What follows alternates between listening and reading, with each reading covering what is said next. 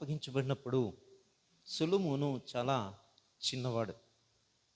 చిన్నవాడైనటువంటి సొలొమోను రాజ్య పరిపాలన చేయాలి. జాగ్రత్తగా ఆలోచన చేయాలి. రాజ్య పరిపాలన చేయాలి.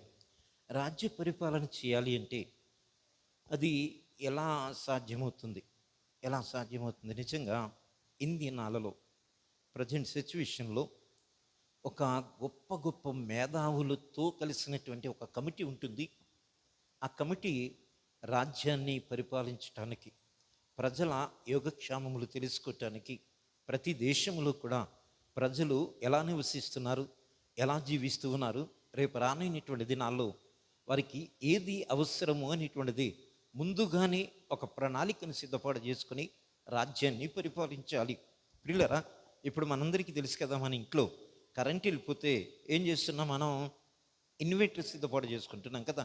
ఇది వరకు ఉండేది కాదు, ఇప్పుడు ఉంటుంది కనుక ఇన్వర్టర్ సిద్ధపాటు చేసుకుంటున్నాం. అదే ఒక సొసైటీ అనుకోండి, ఒక ఓన్లీ అనుకో, ఒక పెద్ద జనరేటర్ సిద్ధపాటు చేస్తారు. ఆ జనరేటర్ ద్వారా ఆ సొసైటీకి ఎలక్ట్రిసిటీ అందివ్వబడుతుంది. అంటే ఒక ప్రణాళిక ముందుగానే సిద్ధపాటు చేసుకుంటున్నారు. కాబట్టి సొలొమోను చేసినటువంటి ప్రయత్నం, ఒక మాటను చదువుకోవటానికి ఇష్టపడుతూ ఉన్నాను. రాజులు మొదటి గ్రంథం 3వ అధ్యాయము 10వ వచనం.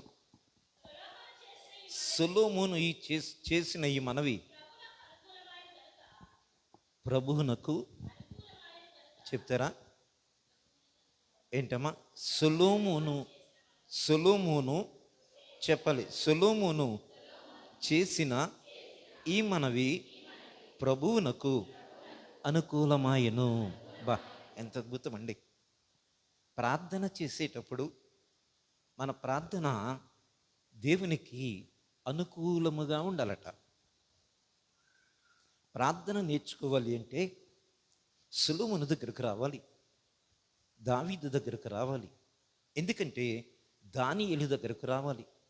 వారు చేసేటువంటి ప్రార్థన దేవునికి అనుకూలముగా, ఎంత అద్భుతమో చూసారా? అనుకూలమైనటువంటి ప్రార్థన, అననుకూలం కాదు, అనుకూలముగా ఉండాలి. చాలామంది ప్రార్థిస్తూ ఉన్నప్పుడు ఆ ప్రార్థనలో, ప్రభువా నేను పాపిని గనక నన్ను క్షమించమంటే, ఒక ఆయన అంటాడు, ఊరుకోండి, ఇంకా మీరు పాపేంటి అంటాడు. ఇంకా మీరు పాపేంటి, మీరు ఆ మాట మాట్లాడకూడదు అంటాడు. అంటే నేనేమైపోయానని